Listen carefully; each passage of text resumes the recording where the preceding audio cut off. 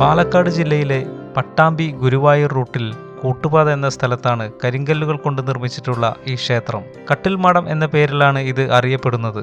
ചതുരാകൃതിയിലുള്ള ഈ ക്ഷേത്രം പൂർണ്ണമായും കരിങ്കൽ പാളികൾ ഉപയോഗിച്ചാണ് നിർമ്മിച്ചിരിക്കുന്നത്. 9-ാം നൂറ്റാണ്ടിലോ 10-ാം നൂറ്റാണ്ടിലോ നിർമ്മിക്കപ്പെട്ട ഇത് ഒരു ജൈന ക്ഷേത്രമാണെന്നാണ് കരുതപ്പെടുന്നത്. ഈ ക്ഷേത്രത്തെക്കുറിച്ച് ഇന്നും കൃത്യമായ അറിവുകളൊന്നും തന്നെയില്ല. ചോള പാണ്ഡ്യ രീതിയിലുള്ള വാസ്തുശില്പ ശൈലിയിലാണ് ഇത് നിർമ്മിച്ചിരിക്കുന്നത്. നൂറ്റാണ്ടുകൾക്ക് മുൻപ് അറബിക്കടലിൽ നിന്നും ഭാരതപ്പുഴയിലൂടെ ജലഗതാഗതം സജീവമായിരുന്ന അക്കാലത്ത് അതിലൂടെ വ്യാപാരത്തിന് വന്ന ജൈനരാണ് ഈ ക്ഷേത്രം നിർമ്മിച്ചതെന്നും പറയപ്പെടുന്നു.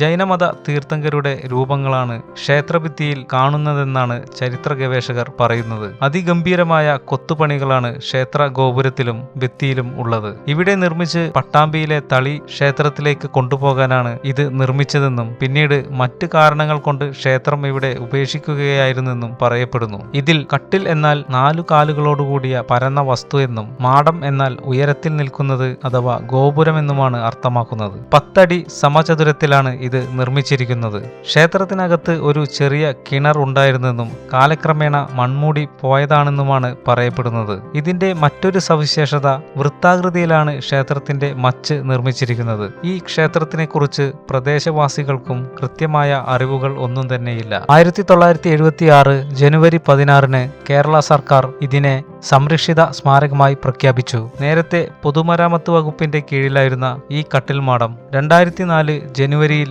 ലാൻഡ് റവന്യൂ കമ്മീഷണർ ഈ ക്ഷേത്രത്തിന്റെ സംരക്ഷണ ചുമതല പുരാവസ്തു വകുപ്പിന് കൈമാറിയിരുന്നു. നൂതന സാങ്കേതിക വിദ്യകൾ ഇല്ലാതിരുന്ന ആ കാലഘട്ടത്തിൽ മനുഷ്യന്റെ കായിക ശേഷിയും ബുദ്ധിയും സമന്വയിപ്പിച്ച് കല്ലിൽ കൊത്തിയ ഈ അത്ഭുത നിർമ്മിതി ഇന്ന് നാശോന്മുഖമായിക്കൊണ്ടിരിക്കുകയാണ്. ചരിത്രാന്വേഷികൾക്ക് വ്യത്യസ്തമായൊരു കാഴ്ചയാണ് ഈ കട്ടിൽമാടം നൽകുന്നത്.